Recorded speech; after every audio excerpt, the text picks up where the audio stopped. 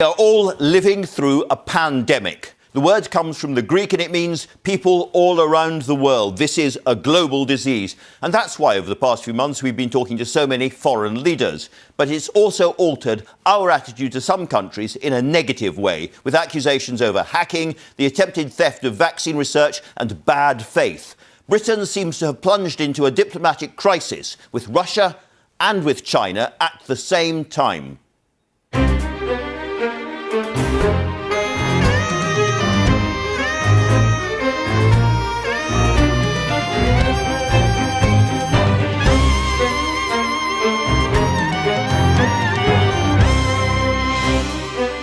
And so I've been speaking to the new Russian ambassador in London, Andrei Kelin, and I'll be joined here in the studio by the Chinese ambassador, Lu Xiaoming.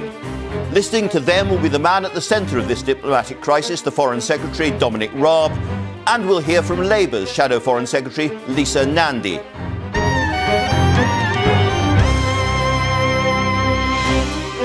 Our final news review before the summer break comes from Jane Moore of The Sun and the BBC's health editor Hugh Pym. But first, this morning's headline news from Chris Mason in the news studio. Andrew, thank you. Good morning. Boris Johnson says he would be extremely reluctant to impose another nationwide lockdown if there was a second spike of coronavirus this winter. The Prime Minister told the Sunday Telegraph he thinks any future outbreaks can be dealt with at a local or regional level. The UK's chief scientific advisor said there is a risk that national measures could be needed as winter approaches. The number of people with coronavirus across the world rose by 260,000 yesterday. That's the largest increase since the pandemic began. That according to the World Health Organization. Nations which saw the biggest increases included the United States, Brazil, India and South Africa. Globally, more than 600,000 people are now known to have died from the virus. The government says it's creating 3,000 new school places for children in England who have special educational needs or disabilities. There will be new free schools which are funded directly by the government and not overseen by local authorities. Labour has welcomed the funding but says the schools must deliver top quality education. Buckingham Palace has released two official photographs marking the wedding of Princess Beatrice and the Italian Count Edoardo Mapelli-Mozzi. One image shows the couple leaving the private ceremony at Windsor's Royal Chapel on Friday. Another shows them standing alongside, but still 2 metres apart from the Queen and the Duke of Edinburgh. The palace chose not to release a picture showing the bride's parents, the Duke and Duchess of York. That's all from me. The next news here on BBC One is at 1 o'clock. Back to you, Andrew. Many thanks. Chris wearing a tie there. Now, the front pages, as ever, the Sunday Times is picking up on the Chinese story. TikTok, the Chinese-based company, shelves its plans for a global HQ in Britain, it says. The Sunday Telegraph there has an interview with Boris Johnson, the Prime Minister. We will not need another national lockdown, he hopes. He doesn't say we definitely won't. The Sunday Mirror, like many papers, are focusing on the royal wedding and the absence of the Duke of York from those photographs. We'll talk about that in a moment. And the Observer there, it says that pressure from Donald Trump led to that 5G ban. British officials have told Huawei, the company involved. Lots to talk about there. But as ever, well, not as ever, but as ever over the past few months, I'm joined by Hugh Pym, who's our health editor and has been with us all the way through this COVID pandemic crisis. Hugh, let's start with that Prime Ministerial interview. And Jane Moore, of course, from The Sun, who is there waiting to talk as well. Hugh, let's start with the pandemic story.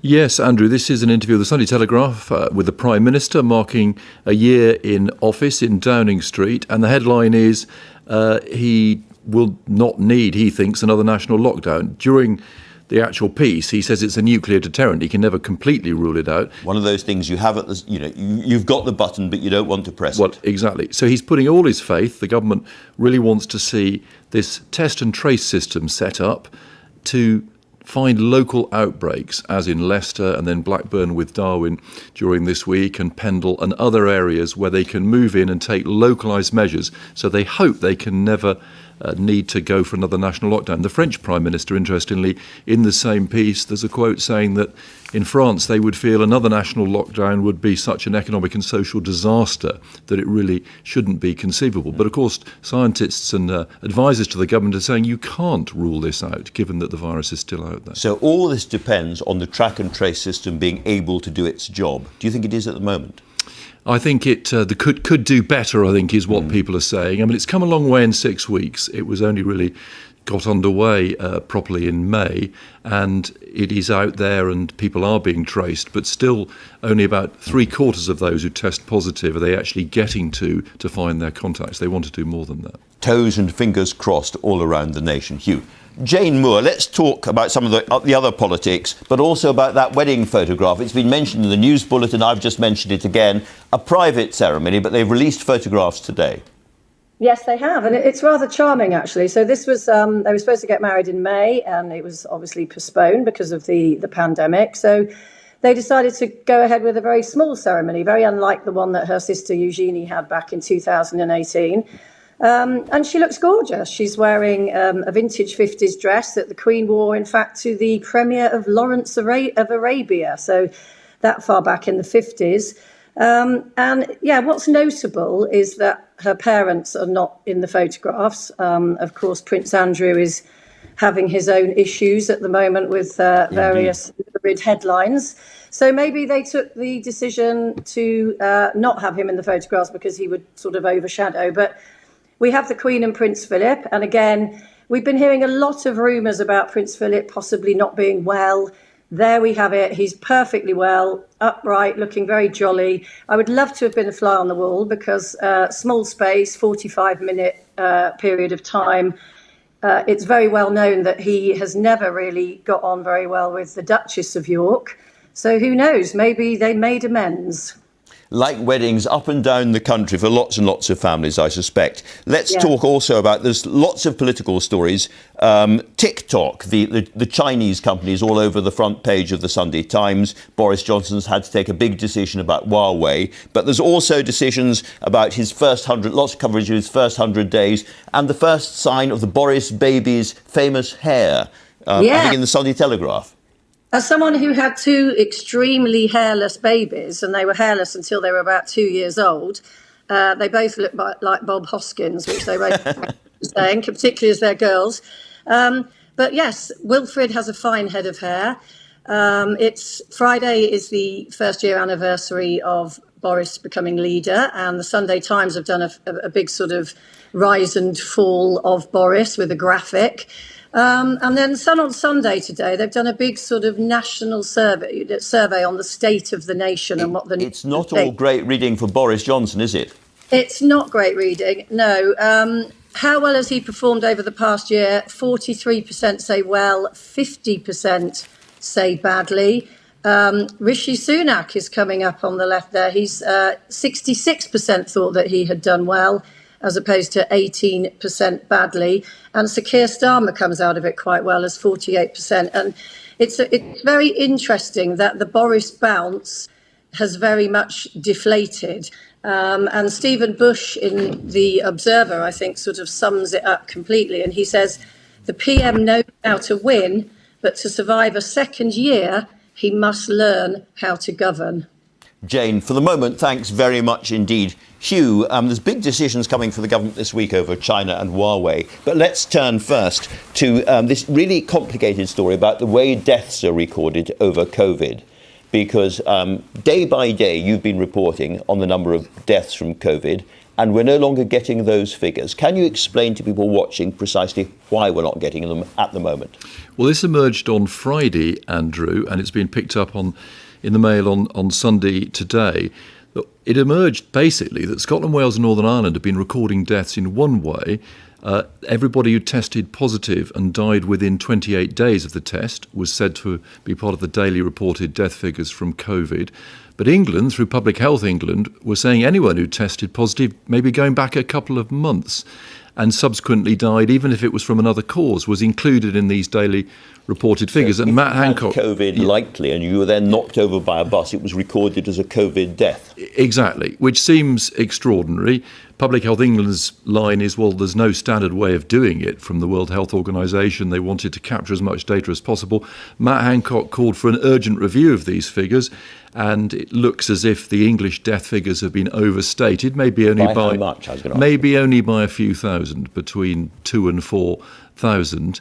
And a considerable confusion because the Department of Health website now no longer includes these figures. It didn't yesterday, but there's another government website with Public Health England's figures which are still being reported. So we're getting these daily death figures, but only from one bit of the government information machine. And when will we get the full figures back again? Do you think next week? I'm told an urgent review. Could be days, but who knows? We'll wait and see. Exactly. Thanks very much indeed for that. Jane, before I come on to other stories, I mentioned China and TikTok earlier on. Now, we're expecting a big statement from the D Raab, the Foreign Secretary, the government generally, in the Commons, I think tomorrow, probably. Yes, I mean, a nation's teenagers are going to be gripped about this one for the first time. They're not normally gripped by politics, or the younger teenagers. Because TikTok obviously is huge now in this country. And I think that they've been trying to sort of distance themselves from China. They're supposed to be setting up I think a £3 billion headquarters here. So all that is sort of up in the air at the moment. Well, I'll be talking to the ambassador about that shortly. Another story that's been around for a while and has come back in a big way this morning is Shamama Begum, who's got judicial review to overturn the government's decision that she should not come back and face trial in this country. Yeah, this is a story that people do get very emotional about because, you know, it sort of goes one way or the other. You could either look at it that she was a 15-year-old teenager who left and didn't really know what she was doing. But then, of course, there have been claims that she was a member of ISIS morality police, that she was helping to stitch suicide bombers into vests. So depending on which way you look at it, people do flip-flop over this. But Keenan Malik in The Observer has done a very sort of measured piece, I think, which is very good. And he basically says, look, you know, she's Britain's responsibility. We have to deal with her. She is a British citizen, whichever way the government wants to look at it. She's never set foot in Bangladesh. And he says, we're often told that what separates a nation such as Britain from the barbarism of ISIS is that Britain abides by the rule of the law. So he's arguing that, you know, yes, she should come back to Britain, and yes, she should face a trial.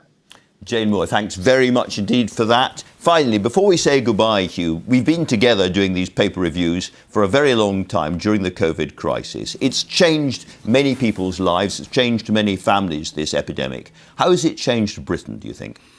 Well, I think there are so many ways that we could use the word unprecedented. It's almost become part of everyday conversation, hasn't it? But no peacetime government has had to face anything like this. We've had a Prime Minister who nearly succumbed to it, and those days in intensive care, I think no one will ever forget at Westminster or those watching. All these tragic, devastating stories of loss of loved ones, people not being able to talk to them in their final hours because they couldn't get into the hospitals.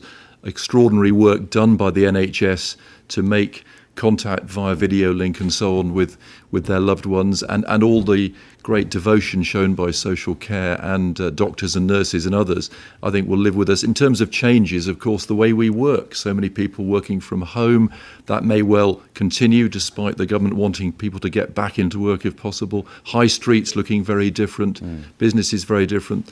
The way we meet friends, I mean, everything's changing. Everything's changing. Hugh, thanks very much indeed. Thanks to Jane Moore as well. And so to the weather, we've seen dramatic differences around the country this week with torrential rain in parts of the north, blistering sun further south. As many people plan their staycation holidays in Britain, what can they look forward to next? Over to Ben Rich in the weather studio. Ben. Hi there, Andrew. Thank you. A very good morning to you. Yes, a bit of everything really in our forecast for the next few days. But for today, I can promise most of you some Sunday sunshine. Sunny spells, but with 1 or 2 showers across the north of the UK and something a little bit different down towards the southeast, where we had that very warm sunshine yesterday. Today we have this band of cloud bringing some splashes of rain. This is a very slow-moving weather front, so the cloud and patchy rain will hang on across parts of East Anglia and in the far southeast corner, actually right through into the afternoon. But elsewhere we see some spells of sunshine, some showers into Scotland, 1 or 2 perhaps into Northern Ireland and Cumbria as well. Temperatures today, well, lower than yesterday in the south, 21, 22 degrees, 17 in Aberdeen, 17 in Belfast, and a much better day for the cricket at Old Trafford than it was yesterday, although after yesterday's washout, that wouldn't be too difficult. Should stay dry with some spells of sunshine. Dry for most of us through tonight. We lose that weather front from the southeast. We'll see clear spells overhead. Some showers drifting through Scotland, maybe the odd one into northwest England, and actually quite a cool night for the time of year. So quite a chilly start to tomorrow. Tomorrow, a dry day for most with some spells of sunshine. Could be a few showers across northern areas. Tuesday stays dry in the south.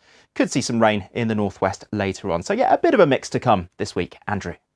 Thanks. Now, relations between Beijing and London have also taken a dramatic turn for the worse since the British government promised to strip out the Chinese company Huawei from our 5G network amid an increasing international row over the rights of Democrats in Hong Kong and the repression of the Muslim Uyghur people in North China.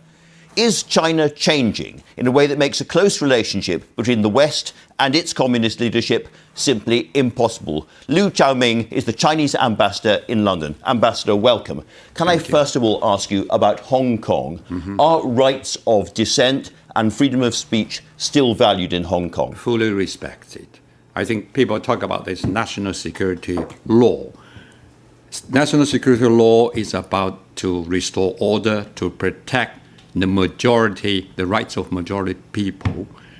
It's targeted on a very small group of criminals who intend to endanger the national security. Let me remind people what the national security law actually says. It says that Beijing now decide what breaks the law, not Hong Kong itself. Protesters can be arrested just for using placards. Police can search buildings without warrants, and trials can be held in secret without a jury. Surely those laws break that one country, two systems promise China originally made. That is wrong information. I don't know if you have read the national security law yet.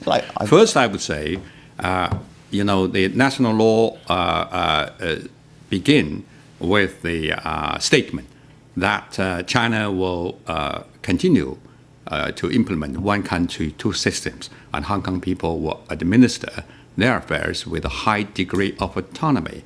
The reason why this national law was enacted is because in the past 23 years, Hong Kong government, the special administration, is entitled to enact its own law according to basic law to protect the national security. That is called 23 article.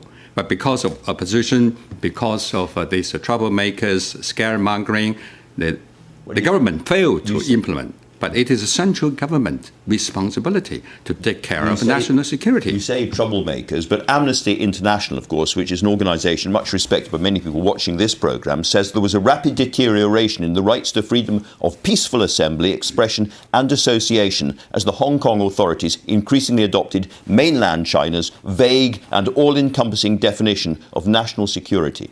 This Amnesty International is not respected in China because it made... Really? made numerous false accusations, about China. Never say a nice word. Never be objective about China. That's the problem of them. So, we talk about Hong Kong situation last year. There's turbulence, riots. Any responsible government have to take measures to address the situation. To make why couldn't the existing laws be enough to do that? Because there were quite strong existing laws. If people were really causing trouble, really trying to cause disruption in Hong Kong, they could have been dealt with by existing laws, not importing. That is exactly the reason why there should be a national security law, because the existing law failed to curtail, to contain this violence, looting, smashing, storming the electrical, just like to storm the British Parliament. So because there's no law governing national security in Hong Kong for the past 23 years. Isn't the real problem that you don't want people in Hong Kong to talk about democracy in Hong Kong? President Trump, no less, has said this. He says their freedom has been taken away, their rights have been taken away, no special privileges, and with it goes Hong Kong, he said, because it will no longer be able to compete with free markets. A lot of people will be leaving Hong Kong. They'll be leaving Hong Kong for Australia, for the United States, and for the UK. Will they be free to leave? Certainly they are free to leave. Hong Kong people enjoying unprecedented freedom after handover for the past 23 years. Before the handover, what kind of freedom do they have? Did they have a freedom to elect their governor? The last governor was appointed by the British government. But for past 23 years, there's 5 chief executives elected by the Hong Kong people. Surely the fundamental truth is that under your new president, you have a more nationalistic, more assertive regime in Beijing. And the real question is whether that regime can have a completely open relationship with free markets around the world. And Hong Kong is the epicenter for that. I think you have a very wrong impression about what is going on in China. Let me give you an update. You don't trust our statement. You always regard it as a propaganda. But it seems to me you trust more Americans. You don't regard them as a propaganda. Reading okay. The Harvard School, the Kennedy, Harvard University's Kennedy School of Government just issued a report. They did this report covering last 13 years. They did the polling. The conclusion is the Chinese people's rating of satisfaction for Chinese Communist Party, Chinese government is 93%, much higher than any Western government, Western leadership. So that's the fact about what is going on in China. We are going to get a response from the British government this coming week over Hong Kong. And there are reports that, for instance, the Magnitsky Act might be used to ban individual Chinese people from British territory, and also that the extradition treaty is going to be torn up. What would be China's reaction if that's the case? That is totally wrong. We never believe in unilateral sanction. We believe that the UN is the authority, has the authority to, impose a sanction. And if UK government goes that far to impose sanction on any individuals in China, China will certainly make resolute response to it. You've seen what happened between China and the United States. They sanctioned Chinese officials. We sanctioned their senators, their officials. I do not want to see this tit for tat between China and US happened in China-UK relations. I think UK should have its own independent foreign policy rather than to dance to the tune of Americans, like what happened to Huawei. You've talked about the possibility of tit for tat or reprisals. Let me ask about Huawei, because when the Huawei decision was announced, the Chinese Foreign Ministry said that it would severely undermine mutual trust and come at a cost. Can I ask you what the cost is? We are still evaluating the consequences. This is a very bad decision. When this decision was announced, I said this is a dark day for Huawei. It's a dark day for China-UK relations. It's even a darker day for United Kingdom because you missed the opportunity to be a leading country. I happen to agree with the Martin Jakes. He is a British scholar, historian. He knows China well.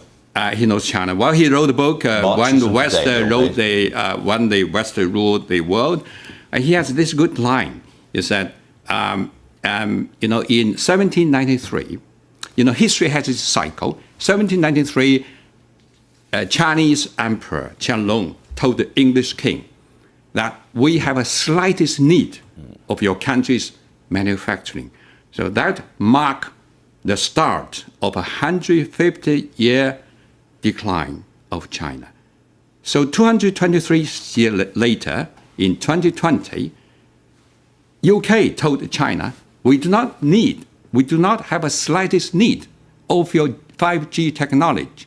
So I do not know what will happen. for the next 150 years. Is China, looking at the TikTok decision as well, is China going to punish British companies like, for instance, Jaguar Land Rover operating in China as part of the response? You know, we do not want to politicize economy. That is wrong. You know, so that's wrong for United Kingdom, you know, to discriminate Chinese company because of pressure from United States. People talk about this national security risk. There's no hard, solid evidence to say Huawei is a risk to UK. They've been here for 20 years.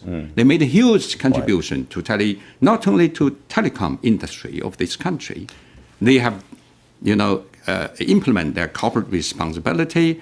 They help the UK to develop, and UK want to have a, you know, Prime Minister Boris Johnson have an ambitious plan to have a full coverage, 5G coverage by 2025.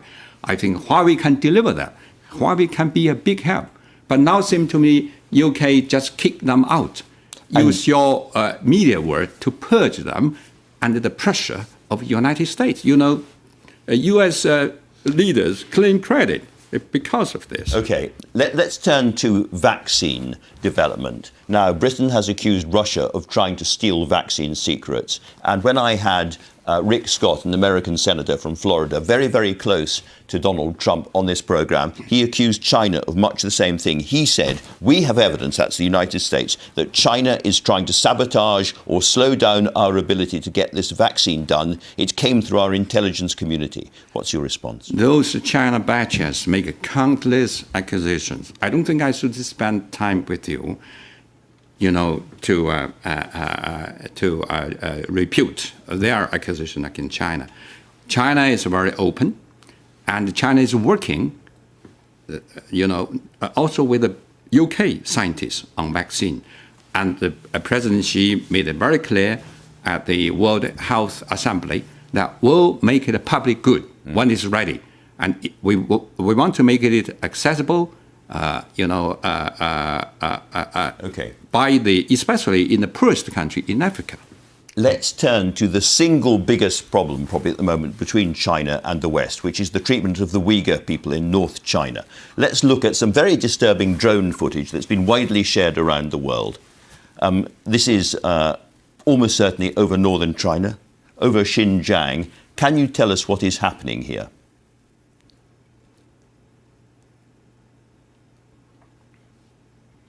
I cannot see, you know, this video. This is not the first time you show me. I still remember last year you show me what is happening in Xinjiang. In Xinjiang, exactly. But let me tell you this.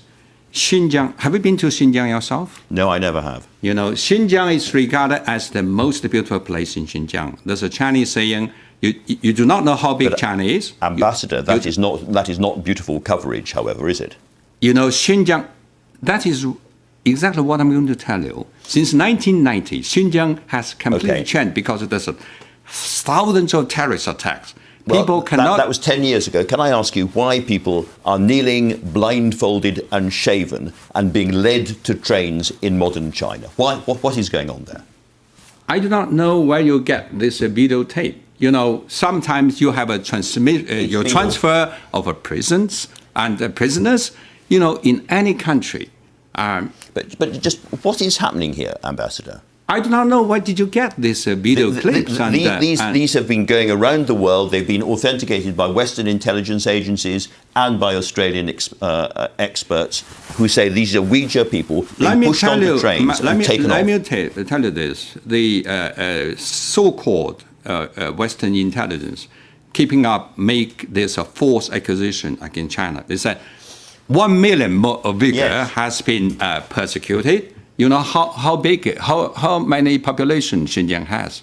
It's just about 40 years ago. It's 4-5 million. Now it's 11 million people, and people say, you know, we impose, we have ethnic cleansing, but the population has doubled in the 40 years. I'm so sorry to interrupt, but according to your own local government statistics, the population growth in Uyghur jurisdictions in that area has fallen by 84% between 2015 and 2018. 84%.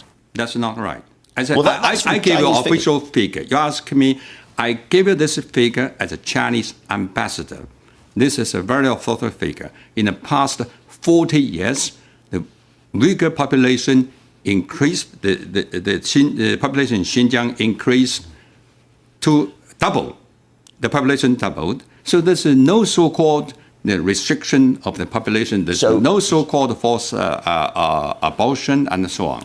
But there is a program of forced sterilization being imposed on Uyghur women at the moment, and it's gone on for a long time, and people are finally coming out of China and talking about it. And I've got the witness statement from a woman who was on Newsnight, a brave woman who talked about it openly, which we can now watch. Here is somebody who went through the forcible sterilization program in China.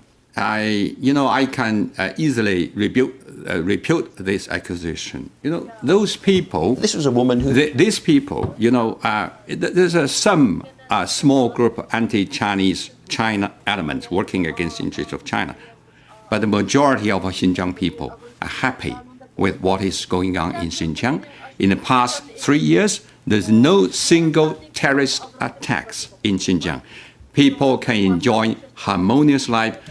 Uyghur people enjoy harmonious life, peaceful, harmonious coexistence with other ethnic groups of people. Uyghur people is just one small portion of the Chinese population, even among the Muslims. But majority of them living happily and peacefully, harmoniously with other ethnic groups. The success of China is we have a very successful ethnic policy. We treat every ethnic group as an equal. Okay. Well, let's listen to an individual named Uyghur woman, Zumra Jawat, who said this recently.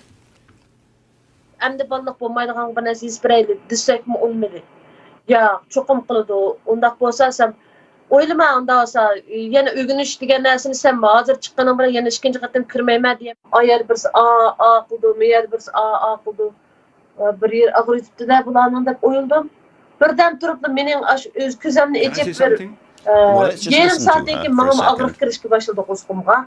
Şunu bilan men bu aşlar o'xshashli o'rashga başladım bu yerda. O shunda mujuvati o'qosaq degan shunchalik darajada og'ir. Right. First of all, there's no so-called, pervasive, massive forced sterilization among Uyghur people in China. It's totally against the truth. Secondly, the government government policy strongly opposed to this kind of practice. But I cannot rule out, single cases for any country. There's, single cases. A single so you can't case. rule out the fact it's happening at all. There is a general view. But the general policy is that is not a government policy. General view is we treat every ethnic group in China as equal. When we see interviews like that, and we see people blindfolded and led off to trains to be taken to re-education camps, it reminds people in the West what was going on in Germany in the 1930s and 1940s. That's totally wrong. There's no such a concentration camp in Xinjiang. I think we discussed it.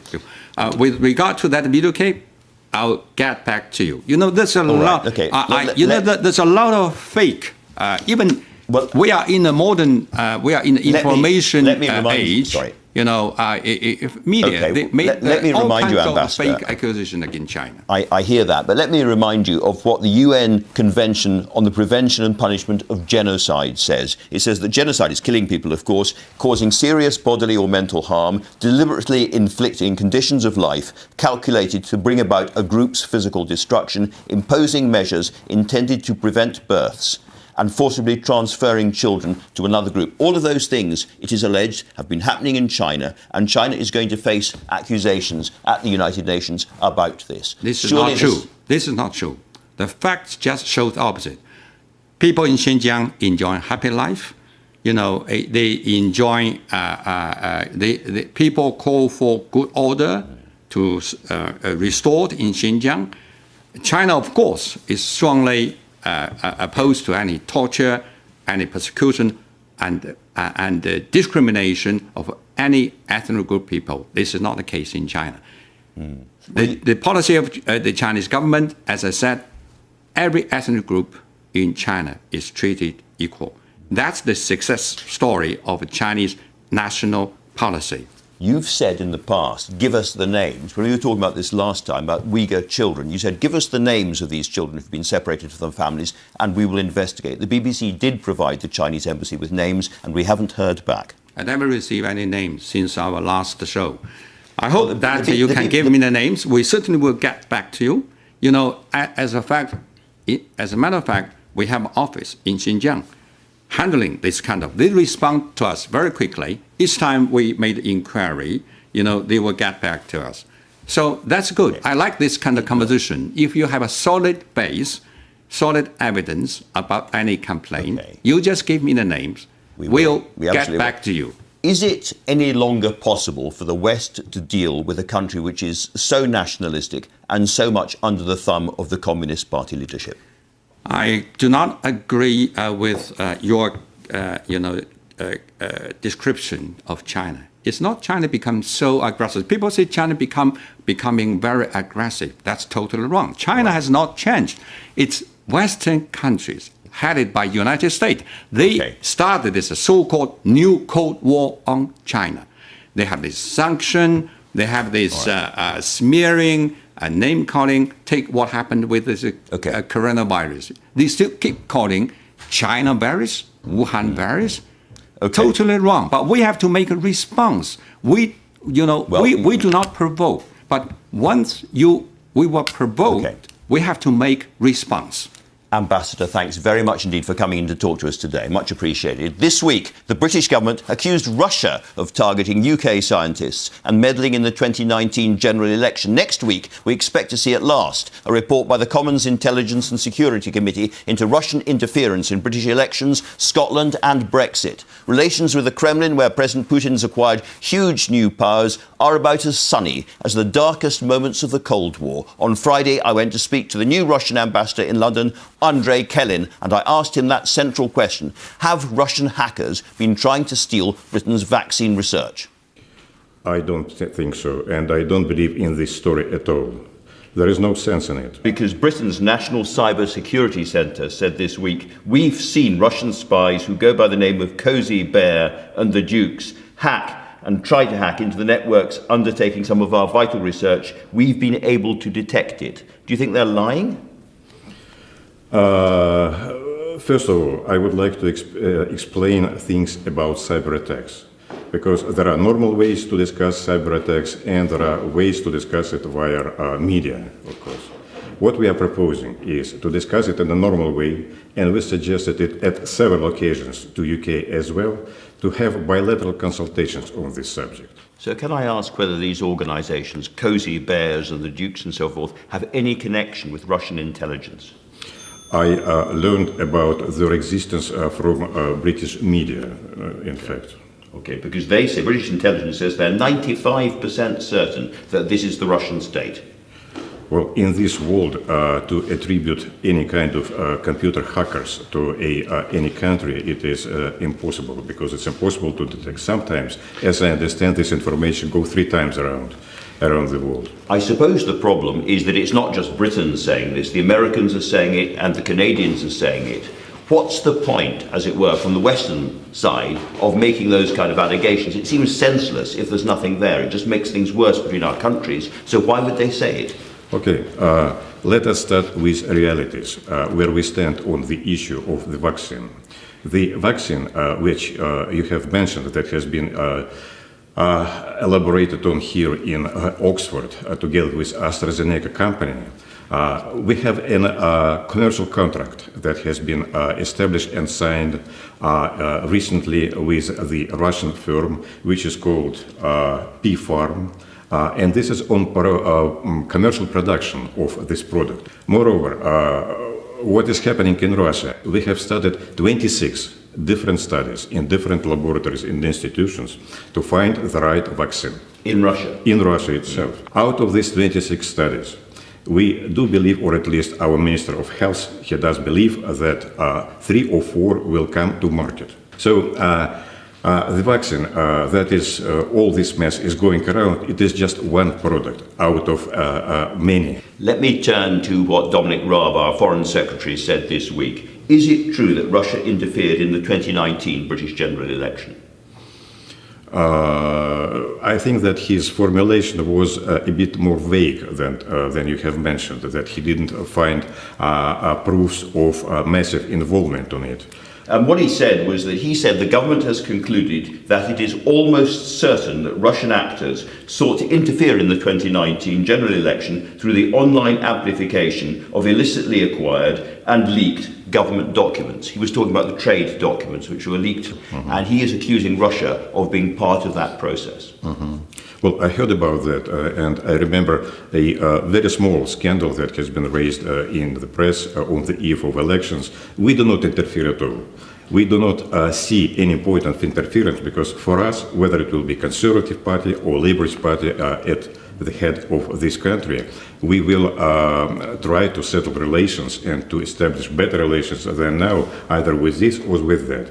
Because the computer group Reddit, for instance, suspended 61 accounts that showed a pattern of coordination as part of a campaign that had been described as originating from Russia. And that was 61 accounts they closed. This is happening all around the world. And a lot of people in America, in Canada, in other Western countries, in France and Germany too, are pointing the finger at Russia, election after election. I will just appeal to the British common sense of it. So you're saying this is simply not happening? I do not know. It might be happen, but why us? Why Russian actors? Our policy is not a policy of interference in British elections. We do not have such a policy. We do not have a policy of interference in the elections in the United States. What about your interest in Scotland? Are you, as a government, interested in the cause of Scottish nationalism? Our interest in Scotland is only one. We are open for business. I mean, the reason I ask is that there are many people in this government, and the Conservative Party at least, who feel that Russia is enthusiastic about breaking up the UK. Interesting idea. Very frankly, I do not believe that Scotland will withdraw from United Kingdom, because, as I understand, for Scotland it will be very uneasy to leave being separate from the United Kingdom. The Foreign Secretary has made various allegations about Russia over the last few days. Have you spoken to him or any other member of the British government? No, I have only 5 minutes with your Foreign Secretary, Minister Raab, and it was during New Year reception before the New Year. Let me turn to what has perhaps been the biggest story between our two countries recently. Did you watch the BBC series The Salisbury Poisonings? I saw part of them. They are so dull, I'm afraid, that I couldn't stand until the end of the first series. But my colleagues have seen it, and then later on they told me about it. The UK says it's got evidence to charge 2 men, alleged members of the Russian military intelligence unit. Do you know where they are now? I have no idea.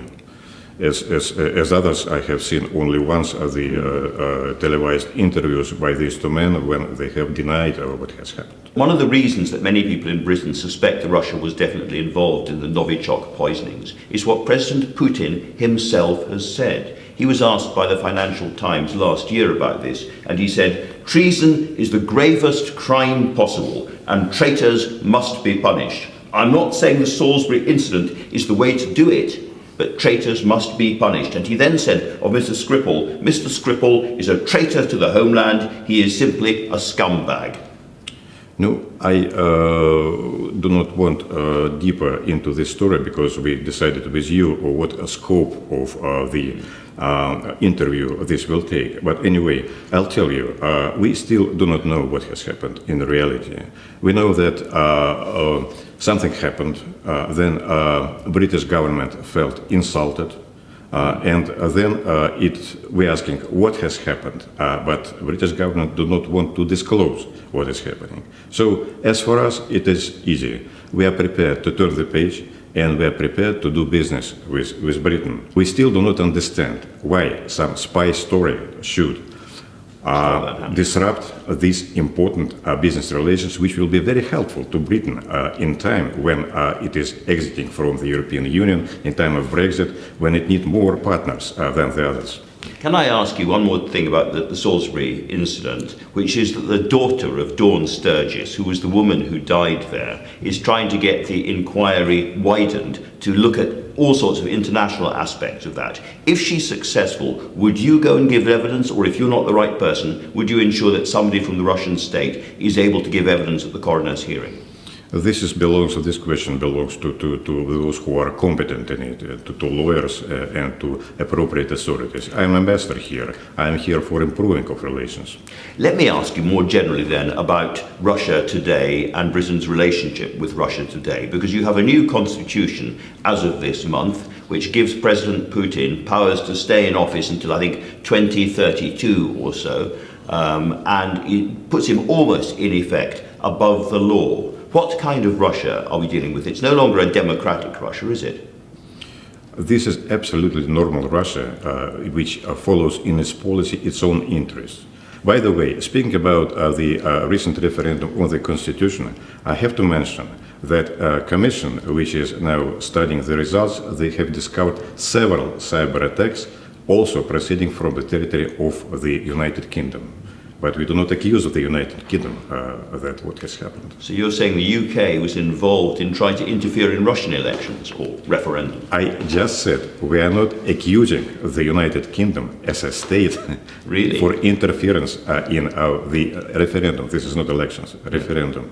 Yes. But also we detected that some of these cyber attacks have come from the territory of the United Kingdom. There is a commission that is working now on that, on different, a commission established inside Moscow, mainly by the parliament, because they are also analyzing different interferences. So we're now in a situation where both sides are accusing the other, and in particular where the United Kingdom has accused Russia, called out Russia, of two sets of quite serious allegations about cyber attacks or espionage, and has also banned from British soil 25 Russian citizens. The Russian government said on Thursday, "We would like to state that any unfriendly actions against Russia will not be left without a proper and adequate response." What is a proper and adequate response? You referred to the last week's Yes. Magnitsky law that Yes. has been a here issue. This is a totally different thing. But believe me, as for Magnitsky, we will find the way to punish those who are making this type of sanctions, because sanctions are illegal. There is only one body who can impose sanctions, and this is the United Nations Council. So you will be targeting individuals who are involved in the Magnitsky process on the British side as well as the American I side. haven't said that. This is you who has said that. Well, but probably it's a good idea. You think it's a good idea? Are you worried about what's going to be revealed in the Intelligence and Security report next week? It was a big report by Parliament about Russian involvement in the Brexit referendum and subsequent political events. We will see what in the report. If it will be some piece of truth in it or some piece of interest for us, then of course we are going to discuss this. Thanks very much indeed for giving your time to us. Thank you very much. Well, listening to that is Lisa Nandy, Labour's Shadow Foreign Secretary. Lisa Nandy, I hope you were able to hear the interview with the Chinese ambassador as well. Do you think that the treatment of the Uyghur people in northern China amounts to genocide? And if you do, what do you think the government should be doing about it? Well, it certainly looks that way. I'm not a legal expert, but I think that the deliberate persecution and killing of a large group of people on the basis of their ethnicity or nationhood, the images that you showed today were just astonishing. What was more astonishing was the reaction to that. We know that Uyghurs are being forced into re-education camps. We know that women are being forcibly sterilised. We know as well that recently the US intercepted a shipment of human hair that is believed to belong to the Uyghur people that was entering the United States. I mean, I think that the UK has a role to play in this. You can see how difficult this is from the way that the Chinese ambassador responded to your questions. But one very quick and simple thing that the UK government could and should be doing is to impose sanctions on Chinese officials who are involved in persecuting the Uyghur, and they could do that tomorrow. Let me turn to the Russian side of things. During the general election campaign, we all remember the use the Labour Party made of those trade documents and the NHS. Given, if it turns out to be true that they were in the public domain thanks to the Russian agents putting them there, is that not embarrassing for the Labour Party? Should you not have investigated more the origin of those documents before using them? Well, I honestly don't know what investigations were done. I wasn't in the Shadow Cabinet at the time, and I don't know how those documents were obtained or why they were used. I mean, they did seem to point to the fact that the UK government was considering putting the NHS into the mix as part of the trade negotiations with the US. So I can see why a Labour leader who was concerned to defend the NHS. Would you use such documents again if they came from Russian agents? No, I mean, if I was making that decision, I'm sure if Keir Starmer was making that decision and we knew that they'd come from Russian agents, of course we wouldn't use them. And in fact, I've said before, and I'll say it again, we got it wrong on Russia. When the Salisbury attack happened, which you referenced in your interview with the Russian ambassador, we should not have equivocated or prevaricated. We should not have called for consensus. This was a chemical attack on the streets of the United Kingdom. And by failing to be clear about that, we weren't just failing to be tough on the Russian authoritarian regime that oppresses its own people and is repeatedly concerned that it's interfered in British democracy, but we also let the Tories off the hook for being too complacent and too slow to respond to the Putin government. Let me turn to the case of Shamama Begum, who at the age of 15 went to the Islamic State and is now trying to come back to Britain. The government have just lost a judicial review case on this. In the past, you have said that she's got every right to come back here, and you have, as it were, been warm to her. Overnight, the Labour Party's statement on this was rather different in tone. It said, "We will not be welcoming the prospect of anyone returning to this country who wishes us harm." Frankly, which is it? Well, what I've said before about the Shamama Begum case is that it looked very much to me that the law was on the side of bringing her back to the UK, because it's not legal to deny someone a fair trial or to deny them, to make them stateless by removing their citizenship. Now, there may be a case for that. The Home Secretary certainly was within his rights to investigate that and should have taken proper legal advice to see whether it would have been possible to deal with this case overseas. After all, the security services have consistently said that they believe that she's a threat to the United Kingdom and to our security. But he didn't do that, and he didn't bring her back to face British justice here. What he did was play to the gallery and shoot from the hip, and as a consequence, we've got into a place now where several years later she is coming back to the United Kingdom, and that a precedent may have been set where many other people may return as well. Now, I'm not convinced that we're prepared for that, and I think that the blame for that lies squarely at the Conservative government's door.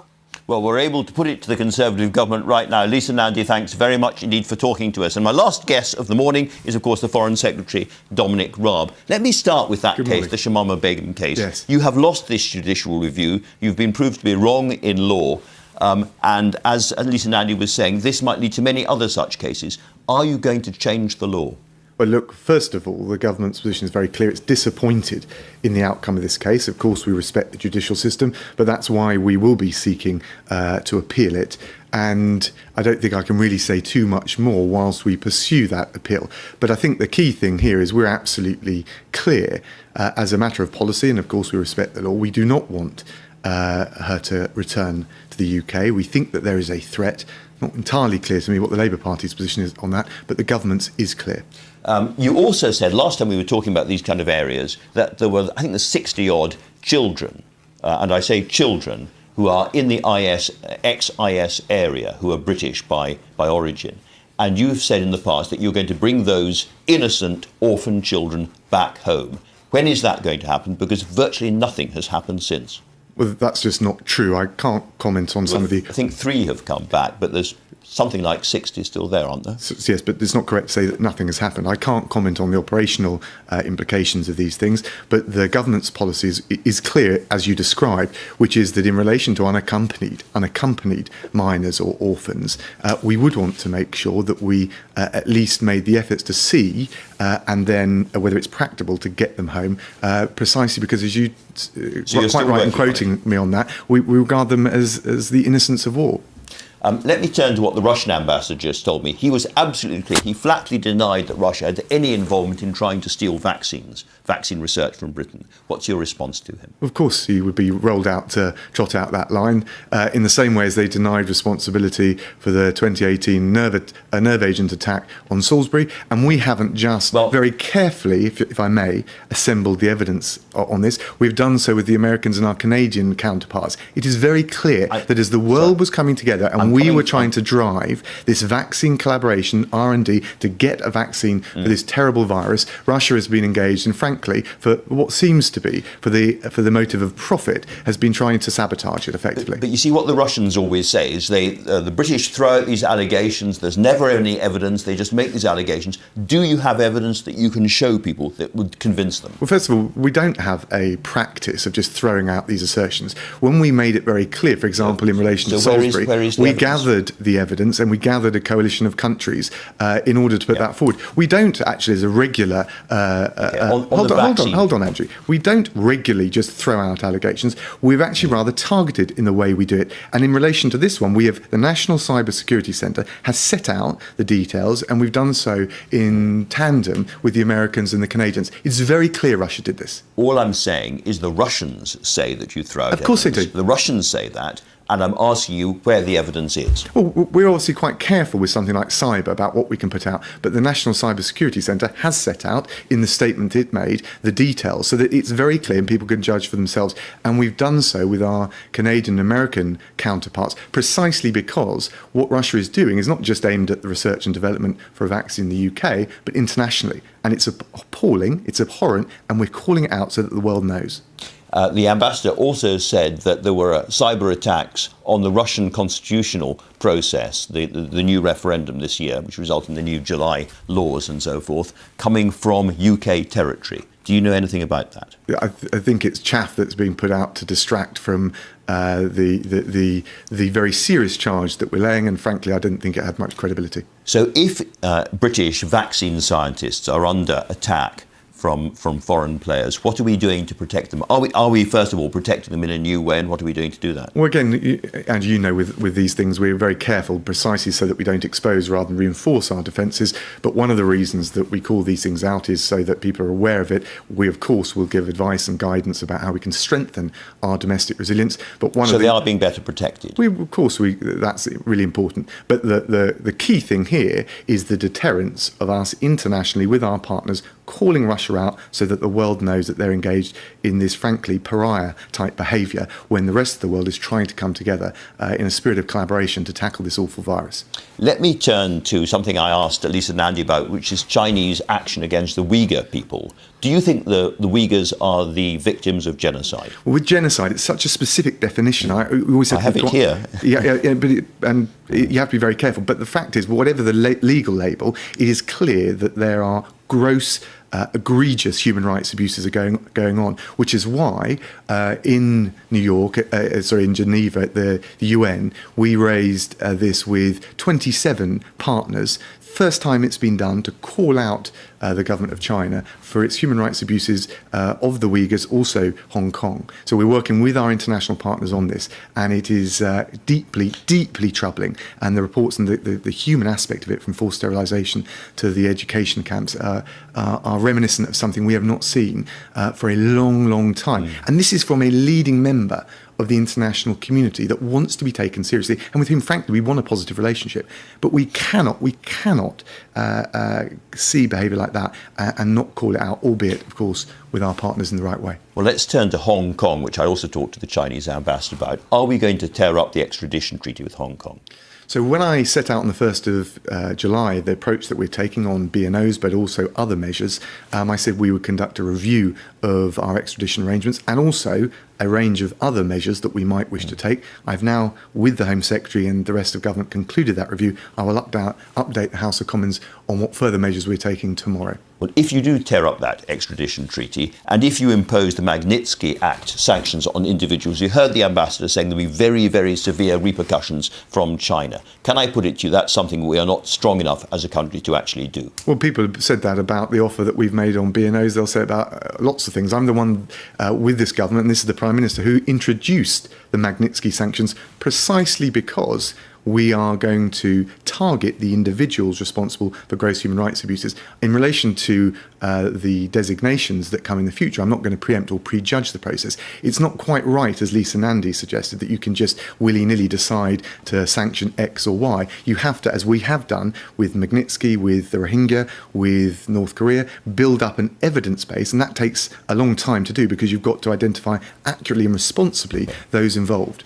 We are nonetheless going to see a bit of a meltdown, I suspect, in Hong Kong later in the year, around the time of the elections and so forth. There have been reports that we are now expecting about 200,000 Hong Kongers to want to come here, maybe perhaps be allowed to come here as well. Is that, roughly speaking, I don't want to pin you to exact figures, roughly speaking, the kind of numbers the British government's thinking about? You're right, we're very focused on the September LegCo elections. We've made this offer, it's an offer of principle to B&Os. I think the assessment of the numbers is carefully being looked at all the time.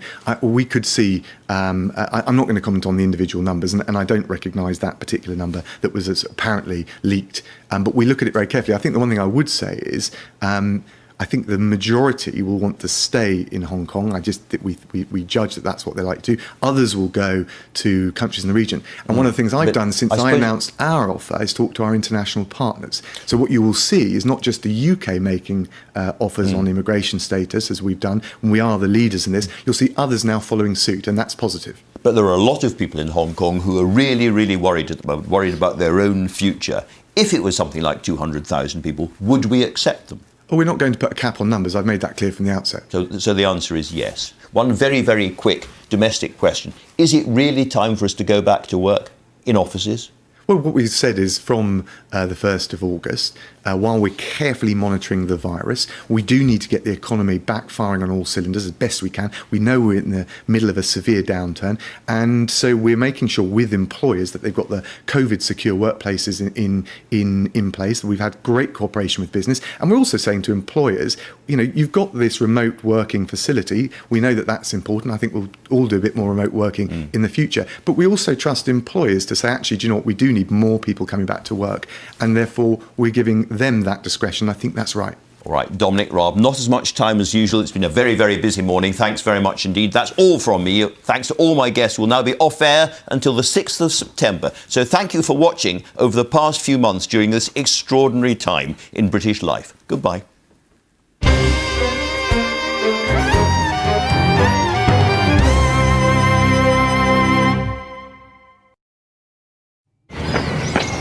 Hey, Grouchy.